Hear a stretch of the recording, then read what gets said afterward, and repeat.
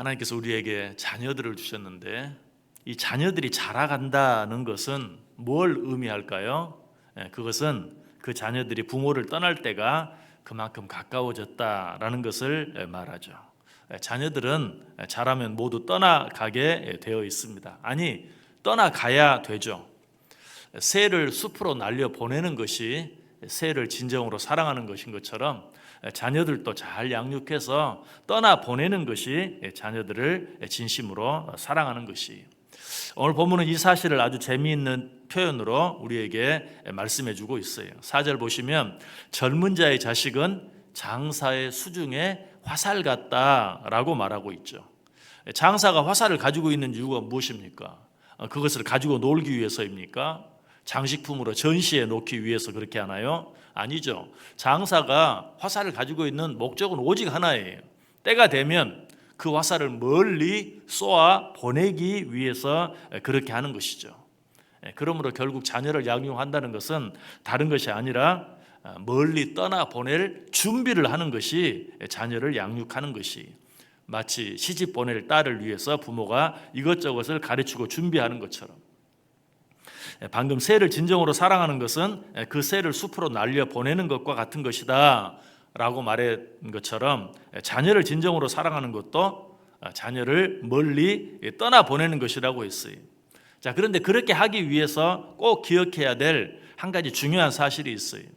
새를 숲으로 날려 보내는 것이 새를 사랑하는 것이라고 해서 아무 준비도 없이 그냥 날려 보내면 어때요?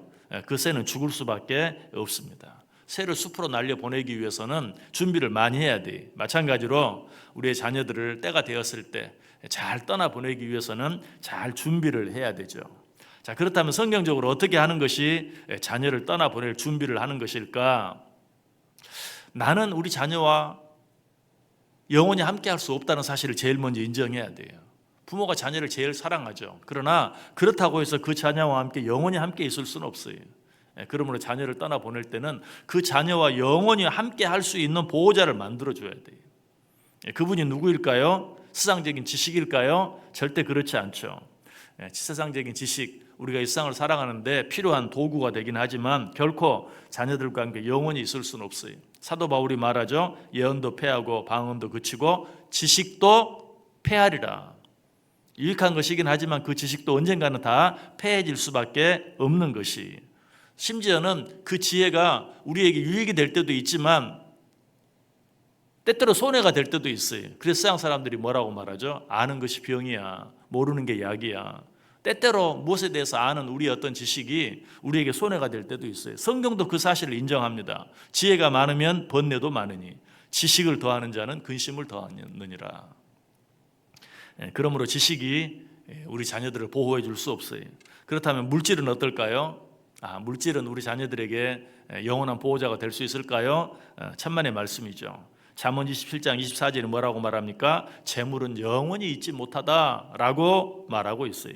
특별히 잠언 11장 4절에 보면 재물은 진노하는 날에 무익하다라고까지 말하기도 해요. 재물도 우리 자녀들과 영원히 함께 할 수 없어요. 이런 사실을 위해서 굳이 성경 말씀까지 인용할 필요도 없어요. 왜? 그 사실은 세상 사람들도 너무나 잘 알잖아요. 돈은 있다가도 없고 없다고도 있다라고 습관처럼 말해요. 이처럼 물질도 우리 자녀들을 영원히 보호해 주지 못한다. 자, 그렇다면 건강은 어떨까요? 물론 지식이나 물질에 비하면 건강이야말로 더 귀하고 필요한 것일 수도 있어요. 그래서 우리가 자녀들을 양육할 때 개구장이라도 좋다, 튼튼하게만 자라다오 라고 말하기도 하죠. 그러나 그것도 정답은 아니. 왜? 건강도 어때요? 아무리 건강하다 할지라도 건강이라는 것 자체가 어떤 겁니까? 우리들은 너무 잘 알잖아요. 시간이 지나갈수록 아무리 잘 관리해도 좀 속도는 좀 늦출 수 있을지 몰라도 결국 쇠하에 갈 수밖에 없는, 점점 약화될 수밖에 없는 것이 건강이기 때문에 그것도 우리 자녀들을 영원히 지켜줄 수 없어요. 성경도 뭐라고 말합니까? 겉사람은 낡아진다 라고 말해요. 이처럼 지식도 물질도 건강도 우리 자녀들의 영원한 친구가 될 수 없어요. 자, 그렇다면 누구만이 우리 자녀들의 영원한 친구가 될 수 있습니까? 영원하신 하나님, 영원할 뿐만 아니라 영원히 변치 않는 하나님, 하나님만이 우리 자녀들의 영원한 보호자가 될 수 있죠. 그렇다면 자녀들을 양육할 때 어떻게 그 하나님이 그 자녀들의 영원한 친구가 될 수 있도록 준비시켜 줘야 돼요. 그런데 그 하나님은 곧 무엇입니까? 말씀과 함께 할 때, 말씀으로 우리 자녀들을 잘 양육할 때만 우리 자녀들이 영원한 보호자와 함께 그 삶을 잘 살아갈 수 있다는 것이. 자, 그런데 어떻게 하면 우리 자녀들의 영원한 보호자로 우리 하나님이 되게 하실 수 있을까? 하나님 자신이 그 사실을 너무나 잘 가르쳐 줍니다. 요한복음 15장 14절에서 너희는 내가 명하는 대로 행하면 곧 나의 친구라. 어떻게 하면 하나님의 영원한 친구가 될 수 있어요? 하나님의 말씀대로 행하면.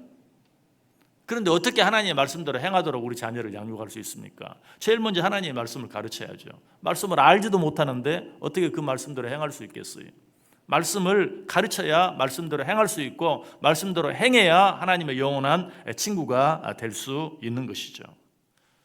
자, 그렇다면 어떻게 우리 자녀들에게 그 말씀으로 잘 가르칠 수 있을까요? 죄송하지만 여기 있는 분들 보니까 다 이제 자녀들을 말씀으로 양육할 수 있는 그런 때는 다 지난 것 같아요. 자, 그렇다면 어떻게 해야 할까요? 우리는 이제 손 놓고 그저 바라만 보고 있으면 될까요? 아니, 우리 자녀들이 장성했다 할지라도 그 자녀들을 늘 말씀과 함께 살아갈 수 있도록, 그로 인해서 하나님이 그들의 영원한 보호자가 되고 그들이 하나님의 영원한 친구가 될 수 있도록 하는 방법이 있어요. 자녀들이 장성하면 어떻습니까? 자녀들과 대화하기가 쉽지 않아요. 무슨 대화를 하고 말을 하다가 싸움이 되고 마는 그런 일들도 많이 있어요. 이제 우리 자녀들이 장성했다면 더더욱 어때요? 대화를 하나님의 말씀으로 해야 돼요. 하나님께서 원하실까? 하나님이 기뻐하실까? 하나님이 좋아하실까? 늘 하나님의 말씀으로, 또 자녀들이 힘들고 어려울 때 위로할 때도 하나님의 말씀으로, 격려할 때도 하나님의 말씀으로, 축복할 때도 하나님의 말씀으로. 물론 뭐 자녀들이 그렇게 한다고 해서 다 받아들이는 건 아니겠죠. 그러나 우리가 분명히 아는 것 한 가지가 있어요. 하나님의 말씀은 생명이 있다. 그래서 그 하나님의 말씀은 그 안에 들어가면 그 말씀 자체가 역사해요. 지금은 뭐 한 귀로 듣고 한 귀로 흐르는 것 같아요. 그러나 우리가 늘 하나님의 말씀으로 자녀들을 위로하고 하나님의 말씀으로 자녀들 격려하고 하나님의 말씀으로 자녀를 축복할 때, 때가 되면 그 하나님의 말씀이 살아서 그 안에 역사할 수 있어요. 오늘 본문 속에 우리의 자녀를 화살로 비유하고 있는 이유도 바로 이 때문이에요. 자, 때가 되면 멀리 떠나 보내야 될 화살을 만들기 위해서는 어떻게 해야 합니까? 울퉁불퉁한 화살, 굽어있는 화살, 이런 것들은 멀리 가지 못해요. 목표에 맞출 수가 없어요. 그러므로 그 화살이 멀리 잘 날아가게 하기 위해서는 울퉁불퉁하고 굽어있고 여기저기 옹이가 있는 그 화살을 잘 다듬어서 매끄럽게 반듯하게 만들어야 돼요. 그러기 위해서는 뭐가 필요합니까? 날카로운 예리한 연장이 필요하죠. 그 날카롭고 예리한 연장이 무엇입니까? 바로 하나님의 말씀이. 우리 성경 한번 같이 읽어볼까요? 히브리서 4장 12절 말씀, 우리 같이 읽겠습니다. 하나님의 말씀은 살아있고 활력이 있어 좌우의 날선 어떤 검보다도 예리하여 혼과 영과 및 관절과 골수를 찔러 쪼개기까지 하며 또 마음의 생각과 뜻을 판단하나니. 아멘. 하나님의 말씀은 이처럼 좌우의 날선 검과 같이 예리해요. 그러므로 이 하나님의 말씀으로 화살과 같은 우리 자녀들을 잘 다듬고 양육해야 돼요. 그렇게 할 때만 이 자녀는 어때요? 목표를 향해 멀리 잘 날아갈 수 있어요. 우리가 우리의 자녀와 평생을 함께 산다 할지라도 우리의 자녀의 육신은 혹 지켜줄 수 있을지 모르지만 뭐 사실 그것도 불가능하죠.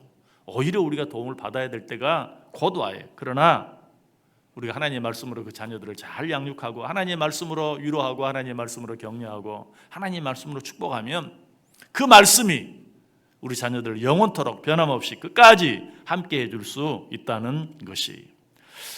그런데 좌우의 날선 어떤 검보다도 예리한 하나님의 말씀은 이처럼 우리 자녀들, 우리와 우리 자녀들을 지켜줄 뿐만 아니라 그들의 길을 인도하기까지 해요. 하나님의 말씀은 우리의 자녀들을 여러 가지 어려움과 죄악으로부터 지켜줄 뿐만 아니라 우리 자녀들의 갈 길을 인도해 준다. 시편 119편 105절은 뭐라고 말합니까? 주의 말씀은 내 발의 등이요 내 길의 빛이니이다. 주의 말씀은 내 발의 등이요 내 길의 빛이니이다. 여러분, 우리 발의 등이 되고 우리 길의 빛이 되는 하나님의 말씀을 자녀들에게 늘 줄 수 있어야 돼요. 현대에 우리에게 주어진 좋은 무기가 하나 있어요. 우리는 날마다 카톡을 하고 문자를 하며 살아갑니다. 아마 이 자녀들이 장성해서 이미 떠나가 있다면 그 자녀들과 대화하는 일조차도 어쩌면 자녀들 얼굴 한번 보는 것도 쉽지 않을 수가 있어요. 우리는 이 도구를 잘 활용할 수 있어야 돼요. 때때로 하나님의 말씀으로 할 수 있다면 매일 하나님의 말씀으로 우리 자녀들을 카톡으로 문자로 위로하고 격려해주고 축복해주면 그 말씀이 우리 자녀들을 지켜주고 뿐만 아니라 그들의 발에 등이 되어주고 그들의 길에 빛이 되어서 그들의 길을 인도해 줄 수 있다는 것이, 여러분 우리 자녀들을 위해서 오늘 또 기도하고 뿐만 아니라 그들에게 늘 말씀으로 가르치고 양육함으로 말미암아 우리 자녀들이 평생의 영원한 친구, 영원토록 변하지 않는 하나님을 친구로 보호자로 삼고 날마다 안전하고 행복하고 기쁘게 살아갈 수 있게 되기를 주님의 이름으로 간절히 축복합니다.